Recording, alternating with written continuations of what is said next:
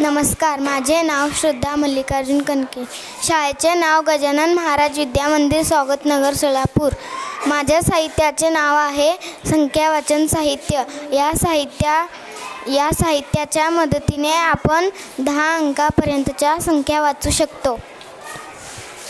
हे पहा, मी संख्या वाचनाचं तक्ता तयार केलं आहे.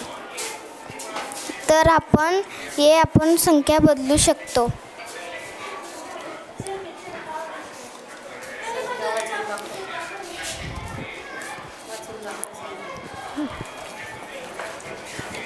तीन अब्ज 45,55,43,445.